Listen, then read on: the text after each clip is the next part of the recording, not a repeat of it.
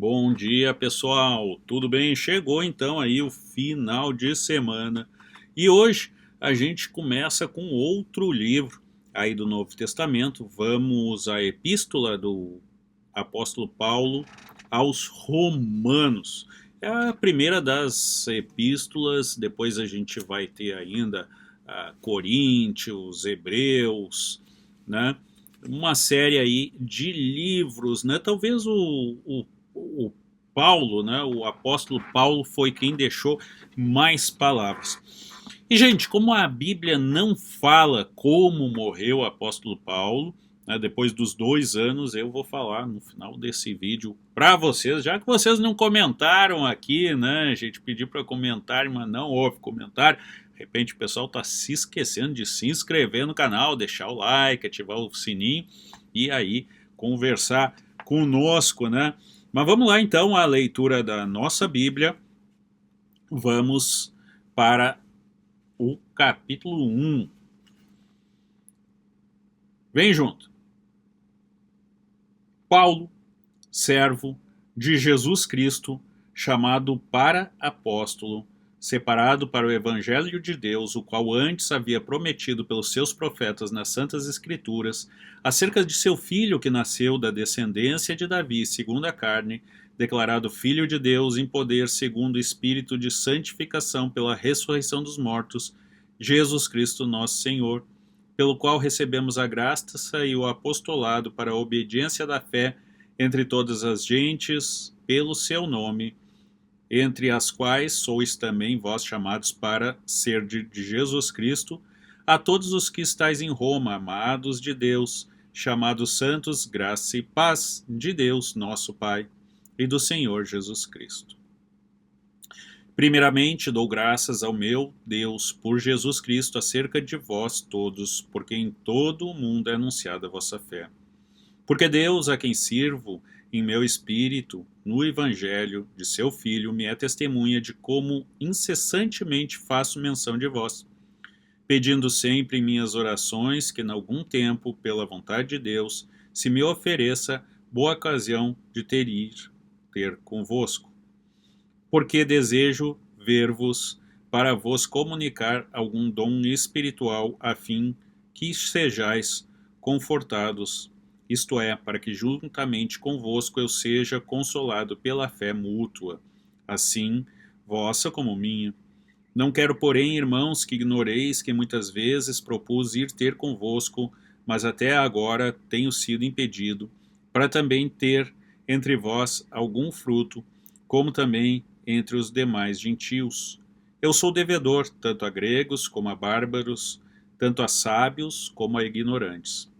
E assim, quando está em mim, estou pronto para também vos anunciar o Evangelho a vós que estáis em Roma. Porque não me envergonho do Evangelho de Cristo, pois é poder de Deus para a salvação de todo aquele que crê, primeiro do judeu e também do grego. Porque nele se descobre a justiça de Deus, de fé em fé, como está escrito: mas o justo viverá da fé. Porque do céu se manifesta a ira de Deus sobre toda a impiedade e injustiça dos homens, que detêm a verdade em injustiça, porquanto o que Deus se pode conhecer, nele se manifesta, porque Deus lhe o manifestou. Porque as suas coisas invisíveis desde a criação do mundo, tanto o seu eterno poder como a sua divindade, se entendem e claramente se veem pelas coisas que estão criadas, para que eles fiquem inexcusáveis. Portanto, tendo conhecido a Deus, não o glorificaram como Deus, nem lhe deram graças, antes em seus discursos se desvaneceram, no seu coração insensato se obscureceu. Dizendo-se sábios, tornaram-se loucos, e mudaram a glória de Deus incorruptível em semelhança da imagem de homens corruptíveis, e de aves, e de quadrúpedes, e de répteis. Pelo que também Deus os entregou às concupiscências de seus corações, à imundícia, para desonrarem seus corpos entre si, pois mudaram a verdade de Deus em mentira e honraram e serviam mais a criatura do que o Criador, que é bendito eternamente. Amém. pelo que Deus os abandonou às paixões infames, porque até as suas mulheres mudaram o uso natural, no contrário à natureza.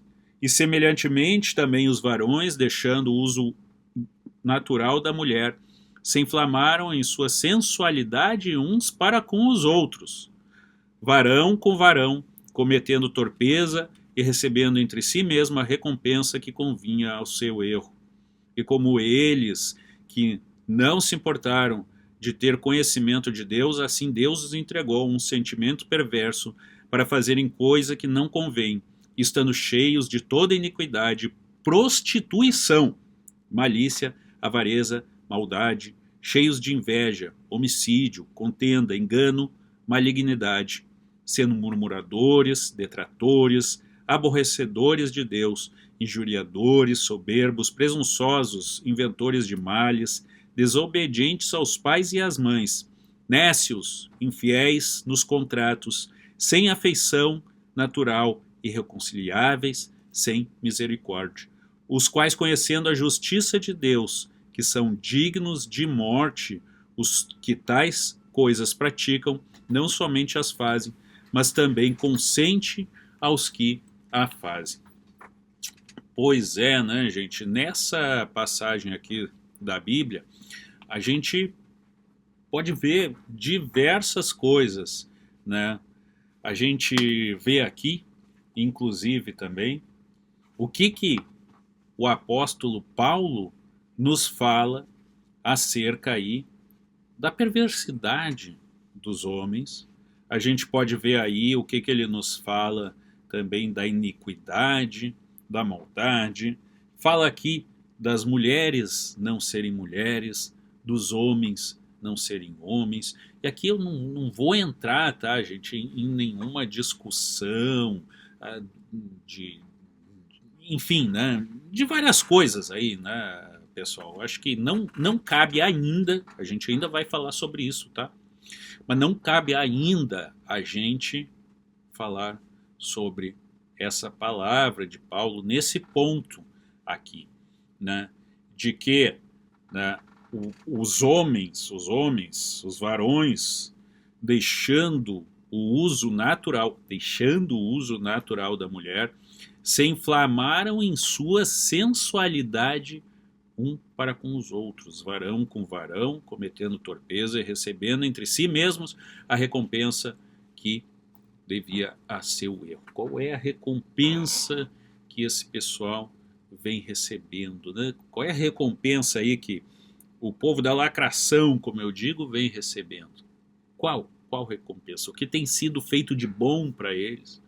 Que Deus é esse Deus deles que muitas vezes não reconhece, né? Se entregando, homens, à sensualidade, enquanto mulheres se entregam à sensualidade, não, muitas vezes não para homens, mas sim para outras mulheres. O que, segundo a Bíblia, não é o natural. O que, segundo o que o apóstolo Paulo está nos falando, não é o natural. E não adianta você aí defender a causa LGBT, isso e aquilo, dizendo, não, mas então a gente tem que mudar as escrituras, temos que mudar a Bíblia Sagrada, né? Tá errado, é por isso que eu não sigo a Deus, não gosto de Deus, a história de Jesus comigo não serve. Bom, se para você não serve, não tem problema nenhum. Se você quer se entregar à sensualidade dos homens, não tem problema nenhum, e é por isso, entre outras coisas, que se dizem, muitos dizem que os crentes são chatos, e é por isso que muitas vezes crentes, né, como a gente costuma se autodenominar, são perseguidos. Por quê? Porque normalmente seguem aquilo que está na Bíblia. E o que está na Bíblia não adianta você querer inventar. Não adianta. Tá? É o que está aqui, ponto final. Bom, gente, mudando de assunto, eu fiquei de falar para vocês como que o apóstolo Paulo morreu, né? Como é que ele foi morto. Bom, na Bíblia não fala isso, mas segundo estudos que se tem, Paulo, depois dos 2 anos, foi levado ao rei, e o rei determinou a morte, então, de Paulo por decapitação. Tá? Ele foi decapitado, provavelmente pela época, pelas os instrumentos que se usava, né? Não havia a guilhotina ainda, mas havia a espada e havia o machado, né? Então, provavelmente, pelo que se sabe das ferramentas e das armas da época, Paulo foi decapitado com um machado, né? A, a, a história nos conta isso. Esse tipo de pena capital, né?